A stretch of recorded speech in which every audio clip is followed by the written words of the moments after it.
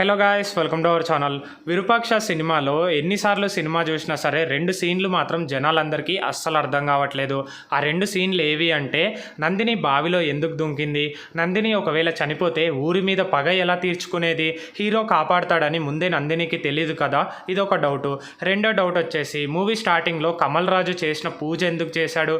చాలామంది అనుకుంటున్నారు, సో వాళ్ళ వైఫ్కి కాళ్ళు చేతులు పనిచేయవు కదా, తన ఆరోగ్యం బాగుపరచడానికి ఆ పూజ చేశాడని కొంతమంది అనుకుంటున్నారు. అది కంప్లీట్గా తప్పు. సో ఈ 2 సీన్లు అనేవి నేను క్లియర్గా మీకు ఎక్స్ప్లెయిన్ చేస్తాను విత్ లాజిక్స్తో. సినిమాలో లాజిక్ లేకుండా ఒక్క సీన్ అంటే ఒక్క సీన్ కూడా లేదు.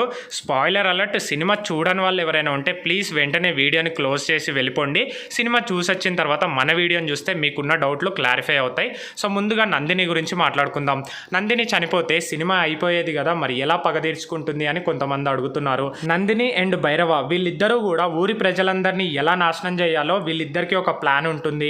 ఆ ప్లాన్లో భాగంగానే ఊరికి సంబంధించిన శాసన గ్రంథం కూడా మార్చి పెడతారు. సో ఈ సినిమాలో భైరవ ఆత్మార్పణ చేసుకొని చనిపోతాడు. నెక్స్ట్ సంయుక్త మీనన్ అంటే నందిని కూడా ఆత్మార్పణ చేసుకొని చనిపోతే, ఆత్మార్పణ అంటే ఎవరి వల్ల హాని కలగకుండా వాళ్ళంతట వాళ్ళే చనిపోవడం. అనుకున్న ప్లాన్ ప్రకారం భైరవ చనిపోయాడు. నెక్స్ట్ నందిని కూడా అదే ఊరిలో అదే ఇంట్లో చనిపోతే ఊరి ప్రజలందరూ దృష్టశక్తి ఉంది అందుకే చనిపోయారని నమ్ముతారు. అప్పుడు శాసన గ్రంథంలో ఏం రాసుంటే అదే ఊరి ప్రజలందరూ గుడ్డిగా పాటించేవాళ్ళు. అప్పుడైనా సరే ఆటోమేటిక్గా ఊరంతా నాశనం అయిపోయేది. బట్ హీరో సాయిధరం తేజ్ వచ్చి కాపాడడం వల్ల అది కొంచెం ఎక్స్టెండ్ అయ్యిందని చెప్పుకోవచ్చు. ఇంకా నెక్స్ట్ డౌట్ వచ్చేసి, మూవీ స్టార్టింగ్లో అసలు కమల్ రాజు చేసిన పూజ ఎందుకు చేశాడో చాలా మందికి అర్థం కాలేదు. తాంత్రిక శాసనంలో ఒక మనిషి చనిపోయిన తర్వాత కొన్ని గంటల పాటు వాళ్ళ ఒంట్లో ఉండే అవయవాల్లో జీవం అనేది అలాగే ఉంటుంది. కమల్ రాజు వాళ్ళ వైఫ్కి కాళ్ళు చేతులు పనిచేయక తను బాధపడుతూ ఉంటుంది. మెడికల్గా ఎటువంటి ట్రీట్మెంట్ ఇచ్చినా ఉపయోగం లేదని కమల్ రాజ్కి అర్థమవుతుంది.